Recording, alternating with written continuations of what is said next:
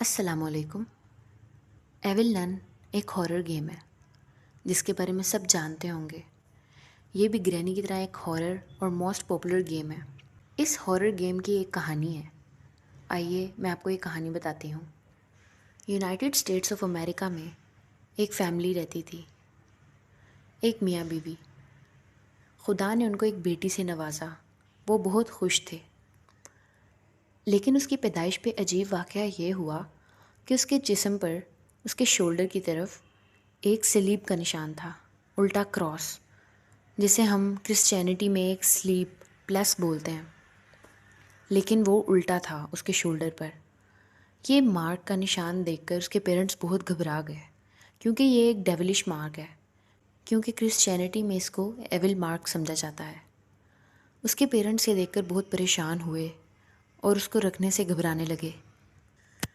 اب وہ پیدائش کے 1-2 ماہ بعد تو اپنی بیٹی کی کیئر بہت اچھی کرتے ہیں، لیکن ان کے گھر سے تھوڑا دور ایک ننس کا اسکول تھا، جہاں پر نارملی جو ننس ہوتی ہیں وہ بچوں کی کیئر ٹیک کرتی ہیں۔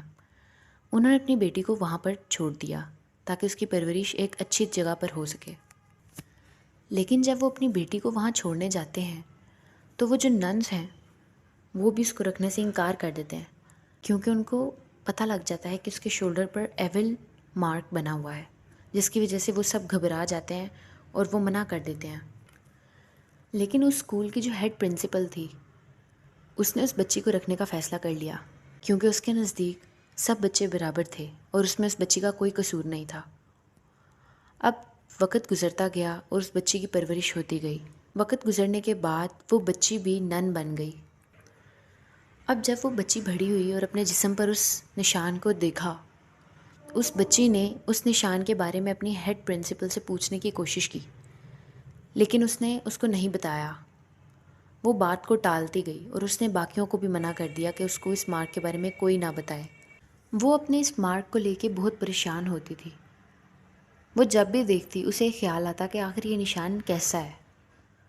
آخر کار اس نے اپنے سوالوں کا جواب خود ڈھونڈنے کا فیصلہ کیا اور وہ ایک لائبریری میں پہنچ گئی۔ اس لائبریری میں بہت چھان بین کے بعد وہ ایک کتاب تک پہنچ گئی، جس کتاب کو ہاتھ لگانے سے بھی اس کی سینئر نن نے اسے منع کیا تھا، اور وہ کتاب ایک کیس میں پڑی تھی۔ ایک رات چھپ کر وہ اس لائبریری میں جاتی ہے اور وہ کتاب پڑھنے لگتی ہے۔ وہ کتاب بیسیکلی ڈیول کتاب تھی، شیطانی کتاب۔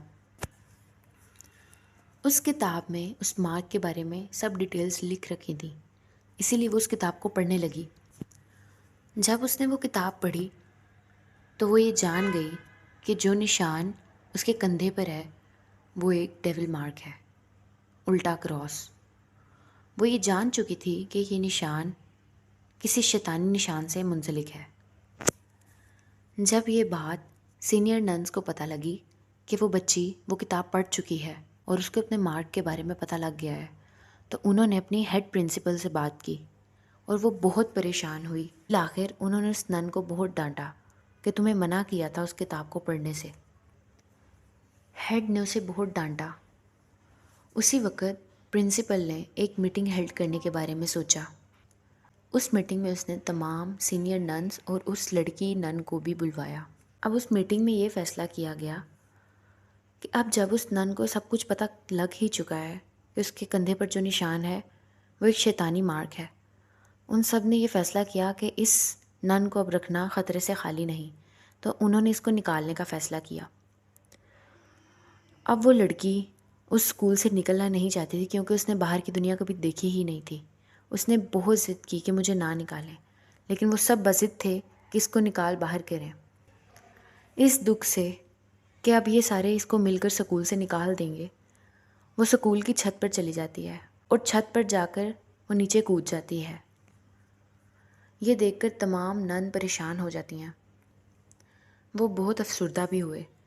خیر، اب اس نن کو دفنا دیا گیا، لیکن کچھ دن بعد وہ پرنسپل اور ٹیچرز کوریڈورز میں کھڑے کیا دیکھتے ہیں کہ گراؤنڈ میں وہی نن لڑکی کھڑی انہیں گھور رہی ہے۔ وہ سب یہ دیکھ کر بہت حیران اور پریشان ہو جاتے ہیں کہ یہ تو مر چکی ہے۔ اب وہ جو نن لڑکی تھی جو مر چکی تھی، اس کا صرف ایک ہی مطالبہ تھا، وہ ان سب سے انتقام لینا چاہتی تھی، کیونکہ وہ یہ سمجھتی تھی کہ وہ سب اس کو اسکول سے نکالنے پر تلے ہوئے تھے، جس کی وجہ سے اس نے خودکشی کر لی۔ اب اسی انتقام کی آگ میں جلتی ہوئی وہ نن لڑکی ایک ایک کر کے سب ننس کو مارتی گئی، اور بہت بری طرح سب کی موت ہو گئی، کیونکہ اب اس کی روح پر ایک ڈیول کا قبضہ تھا۔ جب وہ زندہ تھی تو وہ لڑکی ایک نن تھی، لیکن اب جب انتقام کی آگ اس کے دل میں بھڑک رہی تھی تو ایک شیطان اس پر قابض ہو چکا تھا، کیونکہ اس کے جسم پر وہ شیطانی مارک بھی تھا اور وہ کتاب بھی پڑھ چکی تھی۔ اب وہ ایک ایک کر کے سب نن کو مارتی گئی۔ اب یہاں جو ہیڈ پرنسپل نن تھی، اس نے بہت کوشش کی کہ وہ اس ڈیول کو روک سکے۔ اس نے بہت سارے ریچولز بھی پرفارم کیے تاکہ وہ اس شیطان کو کسی طرح سے روک سکے، لیکن آخر کار اس پرنسپل کی بھی موت ہو گئی، اور اس اسکول پر اس ایول نن کا قبضہ ہو گیا، اور آج بھی اس اسکول پر اسی کا قبضہ ہے۔ اب اس اسکول میں جو بھی جاتا ہے وہ مر جاتا ہے، کیونکہ آج تک اس ایول نن کا غصہ ٹھنڈا نہیں ہو سکا۔